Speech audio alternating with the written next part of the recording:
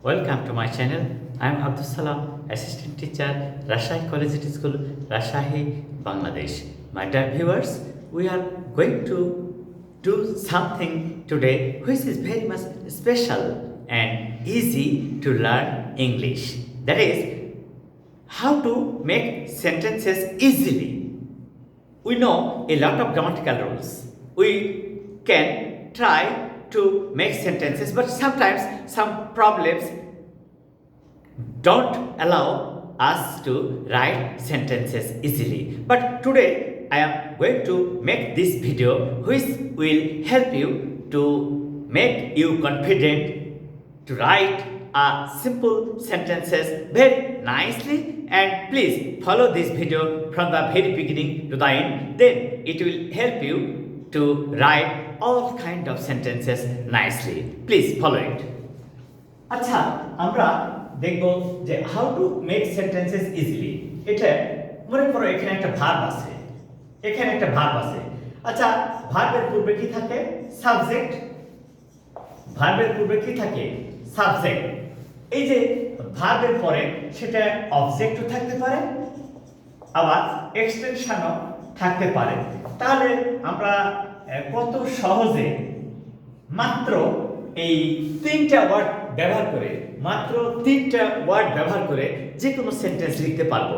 যেমন এখানে বলা হচ্ছে সে একটি কবিতা লিখতে চায়। আচ্ছা, কে চায়? সে, শি অথবা হি, চায়, ওয়ান্টস। এই যে subject plus verb. She wants কি করতে? লিখতে, to write. She wants to write কি লিখতে চায়? A poem. এই যে আ পোয়েম, এটা হচ্ছে অবজেক্ট। এটা নন ফাইনাইট ভার্ব।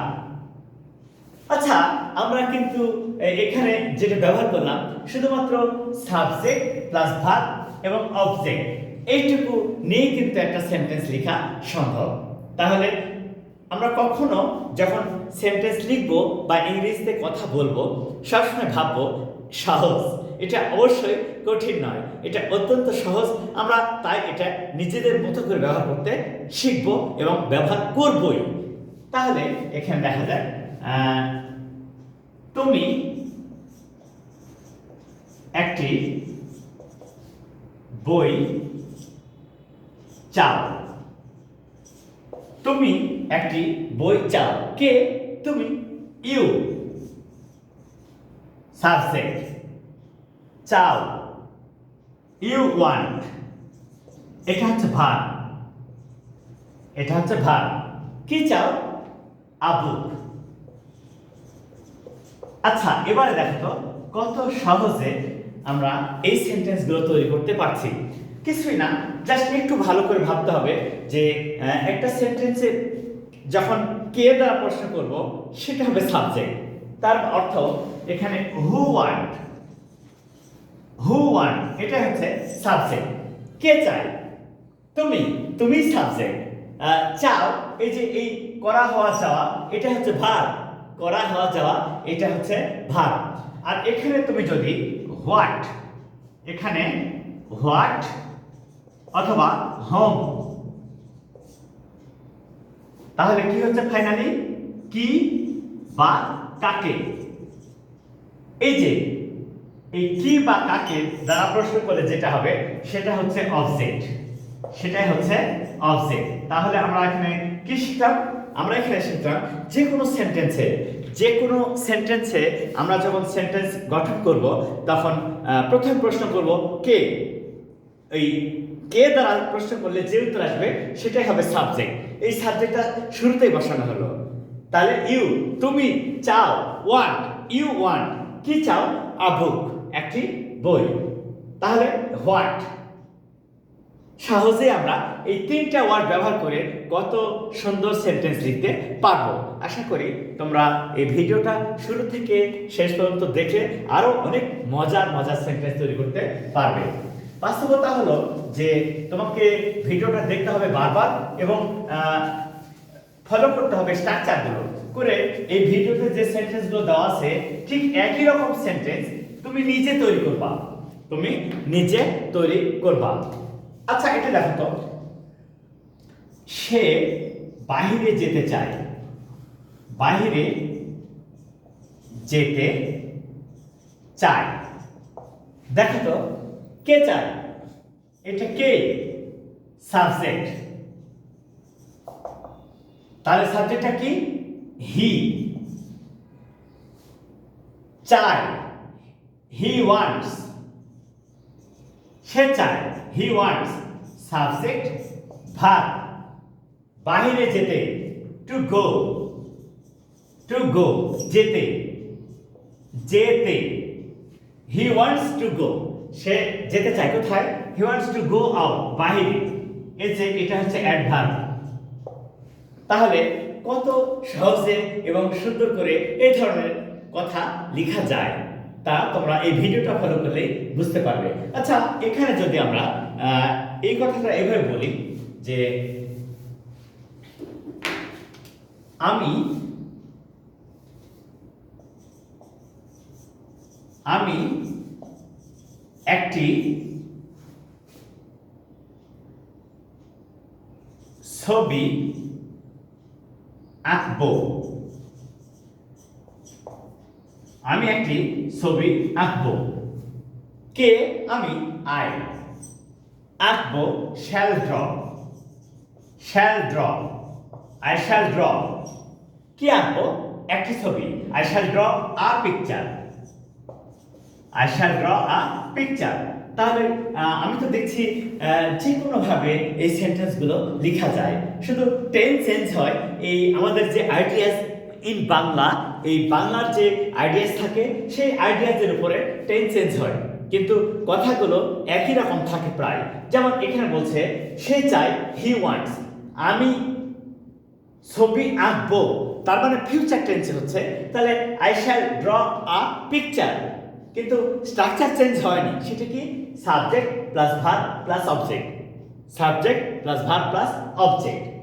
এইভাবে আমরা চমৎকার ছোট ছোট সেন্টেন্স লিখতে পারবো এবং এভাবে অনেক সেন্টেন্সের সৃষ্টি হবে, যা আমরা অনেকভাবে ইংরেজিটাকে তুলে ধরতে পারবো। আসলে there is no difference between Bangla and English because both of them are languages. You speak in Bangla because you Bengali, but if you want to speak in English, you should learn some sentence structure and some basic points of sentences. Then you can also speak in English in the same way. Just follow it. এখানে বলছে তাহারা বাহিরে গেল, বাহিরে গেল, তার মানে বাইরে চলে গেছে। তাহারা বাইরে গেল, তার অর্থ তারা বাইরে চলে গেছে, তার মানে পাস্ট টেন্স। আচ্ছা, কে? কে গেল? দে গেল। তারা যায়, তারা যায়, তাহলে তাহারা বাহিরে গেল। আচ্ছা, এই যে তাহারা বাহিরে গেল, এইটা কিভাবে তুমি চেঞ্জ করবা এবং কিভাবে ট্রান্সলেট করবা, কিভাবে ইংলিশে বলবা? দে বাইরে গেল, went out, they went out, তাহারা বাইরে গেল। তাহলে কত সহজ হলো? Subject, verb, extension. তোমরা তো জানো যে শুধুমাত্র যখন সাবজেক্টের সাথে ট্রানজিটিভ ভার্ব কাজ করে তখনই কিন্তু অবজেক্ট বসে, আর সাবজেক্টের পরে যখন ইন্ট্রানজিটিভ ভার্ব বসে তখন কিন্তু অবজেক্ট থাকে না, সেখানে থাকে অ্যাডভার্বিয়ালস অথবা এক্সটেনশন। এখানে আউটটা কিন্তু অ্যাডভার্ব, তাই এক্সটেনশনের কাজ করছে। আশা করি তোমাদের এখানে আর কোনো সমস্যা নেই, সহজেই সেন্টেন্স লেখা সম্ভব। এভাবে আমরা প্রত্যেকটা স্ট্রাকচার ফলো করব এবং প্রত্যেকটা স্ট্রাকচার অনুযায়ী সেন্টেন্স লিখব, যা তোমরা তো জানো ছোট ছোট বিন্দুকণা বালিকণা বিন্দু বিন্দু জল, ছোট ছোট বালিকণা বিন্দু বিন্দু জল গড়ে তুলি মহাদেশ সাগর অতল। অর্থাৎ আমরা যদি ছোট ছোট সেন্টেন্স লিখি, একদিন অনেক বড় সেন্টেন্স লিখব। প্রথমে ছোট প্যারাগ্রাফ লিখব, তারপরে কম্পোজিশন লিখব। But our way of developing our sentences and ideas in English is to follow English grammar A.Salam। এই চ্যানেলটা ফলো করলেই ওকে। That means my videos will help you to write more and more sentences easily. তাহলে এটা দেখো তো, সে নিয়মিত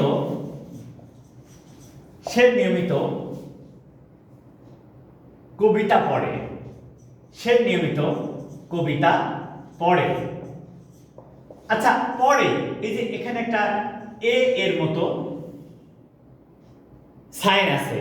তাহলে আমরা তো কিন্তু জানি যে বাংলা ক্রিয়া শেষে এ অ এ চিহ্ন থাকলে সেটা প্রেজেন্ট ইনডিফিনিট টেন্স হয়। আর যখন প্রেজেন্ট ইনডিফিনিট টেন্স হয় তখন সাবজেক্ট কে শি অথবা হি। আচ্ছা, পড়ে, রিডস, হি রিডস, কি পড়ে? পয়েমস। এখানে পয়েম কাউন্টেবল নাউন, তাই a poem. He reads a poem। কিভাবে পড়ে? নিয়মিত, রেগুলারলি। এই যে দেখো, প্রথমে সাবজেক্ট, এরপরে ভার্ব, তারপরে অবজেক্ট। এটা আবার কিন্তু অ্যাডভার্ব বা এক্সটেনশন। তাহলে আমরা সহজে এখানে শিখতে পারলাম যে শুধুমাত্র এই ছোট্ট একটা স্ট্রাকচার ব্যবহার করে কত সুন্দর এবং সহজ করে সেন্টেন্স লেখা যায়। So my dear viewers, I would like to request you to follow all the videos from the beginning to the end, and please like it, share it and subscribe it, and share it to your friends and tell them to subscribe. Assalamu alaikum.